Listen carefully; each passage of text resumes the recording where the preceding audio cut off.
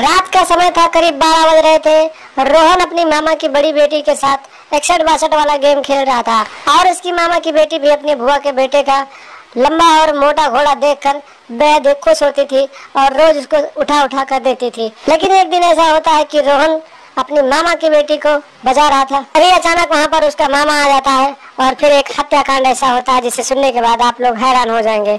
नमस्कार दोस्तों, स्वागत है आप सभी का हमारे एएसएन क्राइम अफेयर चैनल में। दोस्तों, एएसएन क्राइम अफेयर चैनल को आप सभी लोग सब्सक्राइब कीजिए, वीडियो को लाइक कीजिए और वीडियो को ढेर सारा शेयर भी कीजिए। दोस्तों रोहन बचपन से अपने मामा के घर रहता था और अपनी मामा के बड़ी बेटी के साथ पढ़ता लिखता था और उसी के साथ रहता था।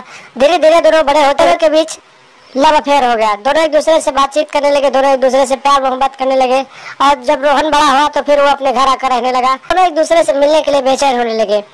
लगभग 5 महीनों बाद रोहन अपने मामा के घर गया हुआ था। रात का समय था, लगभग 2 बज रहे थे और रोहन अपनी मामा की बड़ी बेटी को घोड़ी के स्टाइल में बजा रहा था।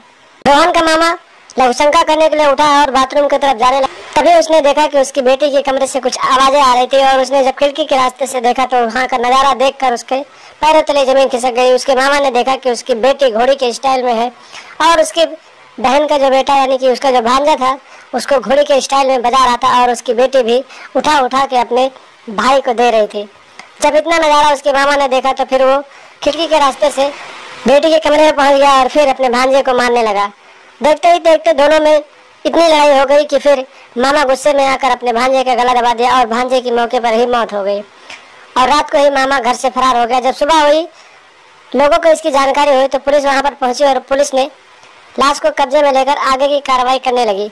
जब पुलिस ने मामा की बेटी से बातचीत की तो मामा की बेटी ने पूरी सच्चाई पुलिस वालों को बताया कि मेरे भाई के साथ लव अफेयर था और उस दिन हम लोग प्यार मोहब्बत वाली बातें कर रहे थे, प्यार कर रहे थे। तभी हमारे पापा वहाँ पर पहुँच गए और हमारे पापा ने हमारे प्रेमी को जान से मार डाला।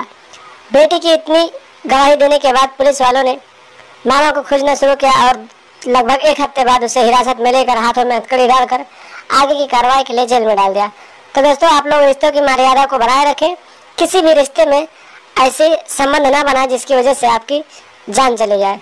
दोस्तों, सावधान रहें, सतर्क और अपने दिमाग में ऐसी मानसिकता ना लाएं ताकि आपके जो भी रिश्ते हैं वो शर्मसार हो और इस समाज में बदनाम हो। मेरे वीडियो बनाने का सिर्फ एक मकसद है दोस्तों, आप लोगों को सावधान रखना, सतर्क रखना ताकि ऐसे मानसिकताएं आपके दिमाग में ना आए और आप लोग भी अपने आप को सुरक्षित रख सकें। तो दोस्तों, ऐसे वीडियो को देखने और समझने और सुनने के लिए हमारे चैनल के साथ बने रहें। चैनल को सब्सक्राइब कर लें और हमेशा देखते रहें एएसएन क्राइम अफेयर।